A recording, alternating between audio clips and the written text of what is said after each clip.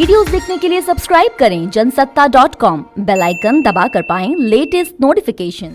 नमस्कार, स्वागत है आपका जनसत्ता पर। भारत में रहने वाले लोगों के लिए एक बुरी खबर है।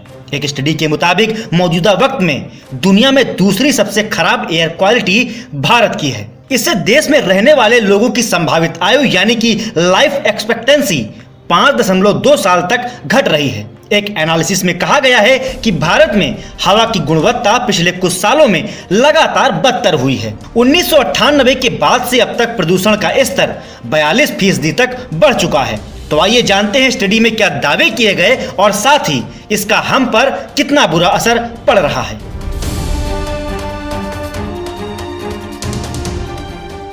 सबसे पहले आपको बता दें कि अमेरिका की यूनिवर्सिटी ऑफ शिकागो की ओर से एयर क्वालिटी लाइफ इंडेक्स की स्टडी की गई है। इसमें 2018 के प्रदूषण के स्तर को बेस बनाया गया है।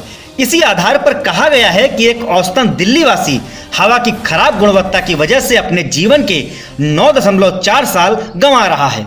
स्टडी में कहा गया कि अगर भारत में हवा की गुणवत्ता बनाए रखने से जुड़े राष्ट्रीय मानकों का भी ठीक ढंग से पालन किया जाए तो दिल्ली वासियों के जीवन में खोए हुए 6.5 साल तक जुड़ सकते हैं।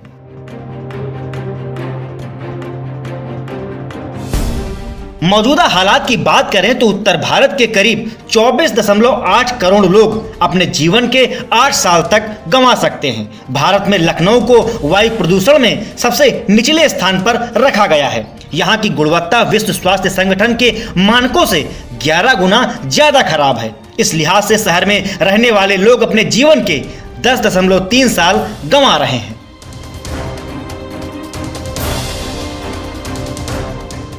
यही नहीं, इस स्टडी में यह भी दावा किया गया है कि अगर WHO के मानकों 10 माइक्रोग्राम प्रति क्यूबिक मीटर को आधार बना लिया जाए तो देश की लगभग पूरी आबादी खराब हवा में सांस ले रही है। इसके चलते एक औसत भारतीय की संभावित आयु करीब 5 साल तक कम हो रही है। दूसरी तरफ हवा की गुणवत्ता राष्ट्रीय मानकों के हिसाब से भी माने तो भारतीयों का जीवन 2.3 साल तक कम हो रहा है।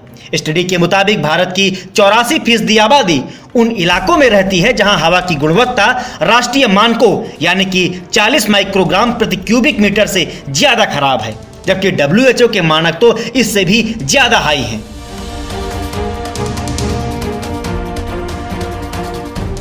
स्टडी के लिहाज से बात अगर राज्यों की करें तो बिहार और पश्चिम बंगाल के लोग भी मौजूदा एयर क्वालिटी की वजह से कई नुकसान उठा रहे हैं। अगर यहाँ की हवा में WHO के मानकों के तहत बदलाव आता है तो लोगों की जिंदगी में 7 साल तक जुड़ सकते हैं। वहीं हरियाणा में लोगों के जीवन में 8 साल की बढ़ोतरी हो सकती है।